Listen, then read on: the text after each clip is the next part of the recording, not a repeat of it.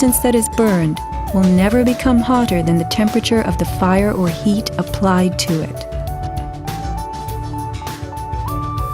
An open-air hydrocarbon fire reaches a maximal temperature of some 1200 degrees Fahrenheit in a dirty or uncontrolled burn, characterized by red-orange flames. Red-orange flames are what we saw on September 11th. Even the fireball caused by the plane strike was red-orange.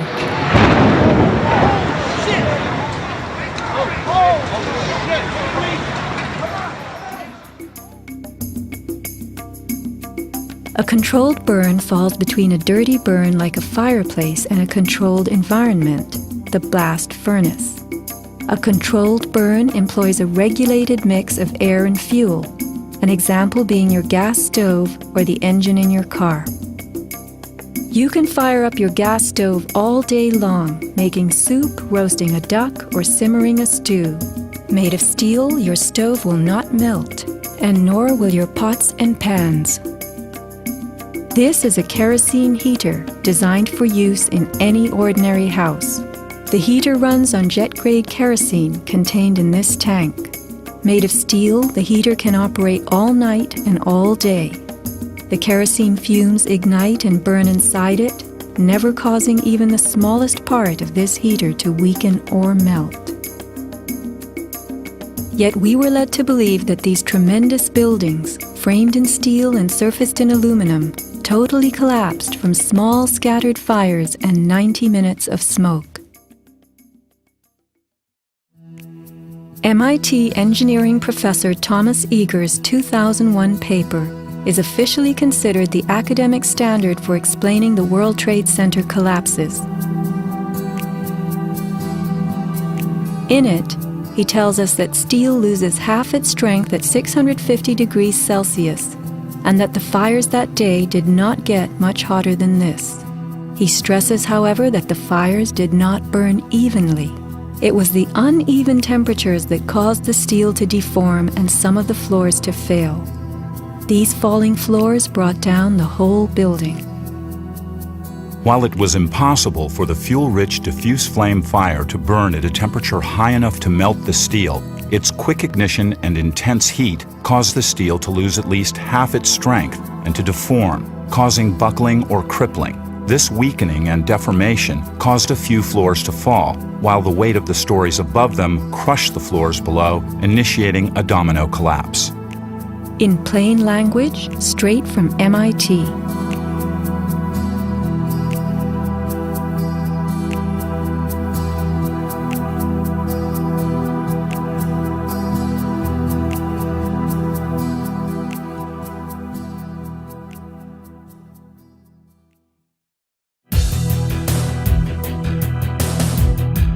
What do falling buildings look like? What do demolitions look like?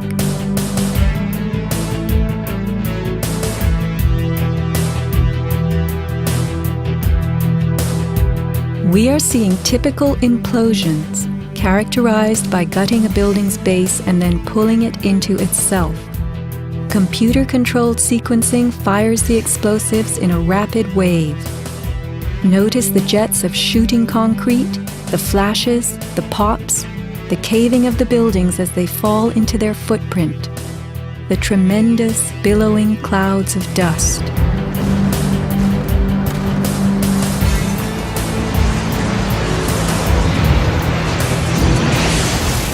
Now let's look at the collapse of the Twin Towers.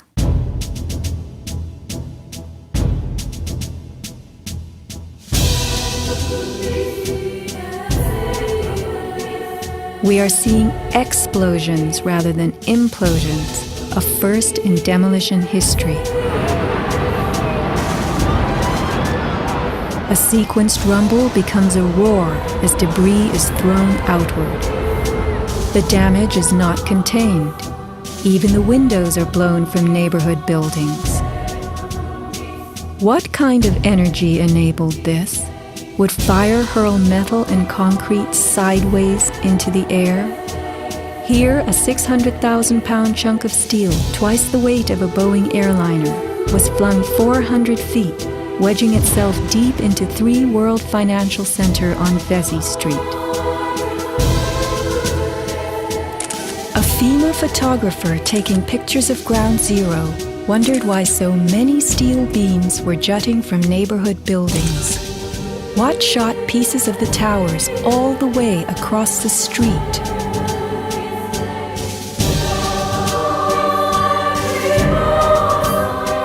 In April 2006, New Yorkers were distressed to learn that bone fragments, human remains from 9/11, had been found on the roof of the nearby Deutsche Bank building. How in God's name did those fragments get there? It surprised me that there was still bone fragments or human remains that had not been discovered. How is it possible that after 5 years they're finally looking on the rooftops of the Deutsche building? I mean, that's crazy. And bone fragments less than a centimeter long. How could they be so small? So much to be explained. Why did the South Tower fall first when it was the second tower to be hit? Watch the top of Tower 2 leaning outward, about to topple. Then suddenly, it disintegrates in midair. What causes this giant slab of steel and concrete to turn into dust before our eyes?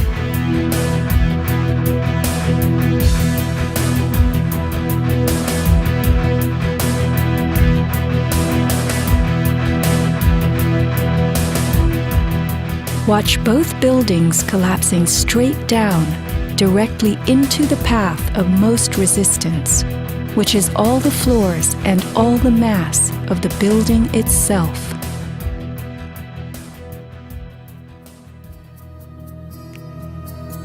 The World Trade Center towers came down in approximately 10 seconds. Seismic data from Columbia University puts the North Tower collapse at about 8 seconds and the South Tower at approximately 10. Lynn Simpson, a survivor from the 89th floor of the North Tower, describes the site. And I saw the Trade Center literally collapse in upon itself floor by floor by floor, and it took seconds for it to happen. It was a massive building, and it just pancaked. 10 seconds. These are 110-story buildings coming to Earth at near free-fall speed, the rate at which an object drops through air. The lower floors would need to give way completely as the floors above them fell. Can a person walk through a closed door as quickly and smoothly as one that is open? A 10-second collapse means the upper floors encountered no resistance from the undamaged floors beneath them. Watch the demolition wave rushing straight down.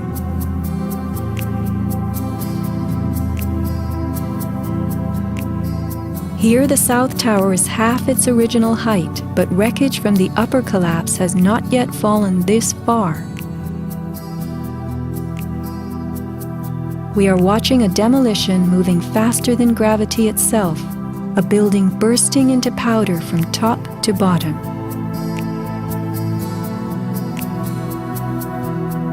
Here, the core of the North Tower finally gives up. 700 remaining feet of giant steel columns, among the strongest ever erected. What force acts upon the core to make it all of a sudden disappear? Professor David Ray Griffin is the author of Debunking 9/11 Debunking.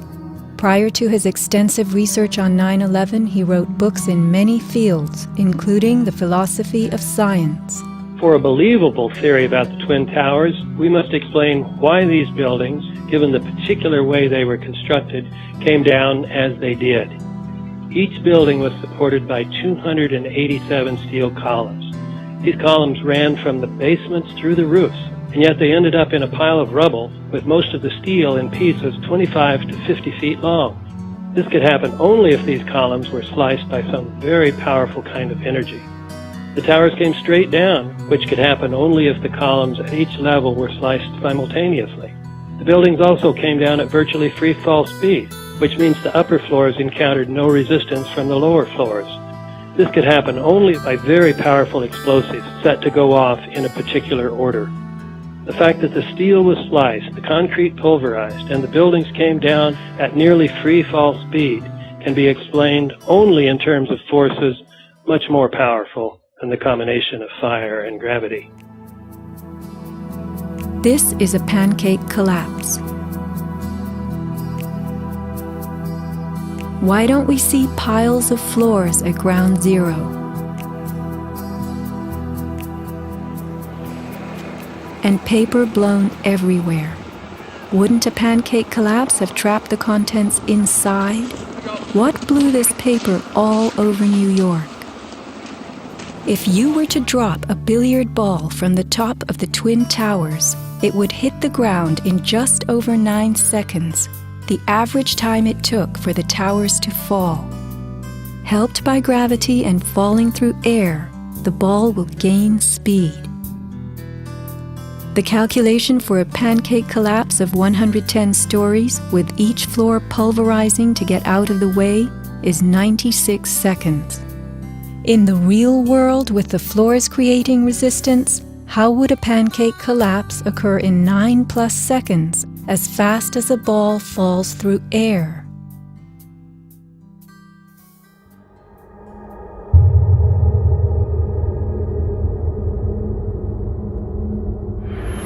The airplane struck the towers high above the ground. But down in the lobby of the North Tower, marble facing flew off the walls, the windows shattered, all the glass blown out. Right away, a guy from the Port Authority told him the damage was somewhere above the 78th floor. But all you had to do was look around. It was obvious. Something had happened right there in the lobby. You just saw that all the windows were blown out. The lobby looked like the plane hit the lobby. Like the plane hit the lobby. What caused so much wreckage in the lobby? William Rodriguez, a maintenance employee at the World Trade Center and the last human being to exit the towers alive, describes a giant blast below his building. And all of a sudden, we heard an explosion. It was a huge explosion that came from under my feet, meaning that it came from the sub-levels between B2 and B3. And then there was a huge explosion at the top of the building. You could hear the difference from the bottom and all the way through the top. The one from the top, which was actually seconds after, was heard very far away. The one at the basement was pretty loud, and you felt your actual feet moving with the floor. The tremor that is sent through the floors, that the walls cracked and the false ceiling totally collapsed. And that's when a person named Felipe David came running into our office saying, "Explosion, explosion, explosion." And when I saw him, he has all his skin pulled from under his armpits and missing pieces on his face. An explosion deep down in the tower before the plane crashed 95 floors above. Others lived to report enormous explosions below the towers. Construction worker Philip Morelli was in North Tower's sub-basement 4 at the time of the first plane strike. I go downstairs, the foreman tells me to go to remove the containers. As I'm walking by the main freight car of the building, in the corridor, that's when I got blown. I mean, the impact of the explosion, of whatever happened, it threw me to the floor, and that's when everything started happening. Blown to the floor. Let's hear what happened next. I was racing, I was going towards the bathroom. All of a sudden, I opened the door, I didn't know it was a bathroom, and all of a sudden a big impact happened again. And all the ceiling tile was falling down, the light fixtures were falling, swinging out of the ceiling.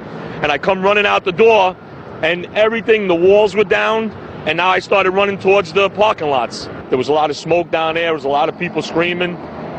People came with us running up the ramps. Philip then ran underground to the South Tower. You know, you got to go clear across the whole from 1 to 2 World Trade Center. You know what I mean? That's the way you got to run. And then all of a sudden it happened all over again.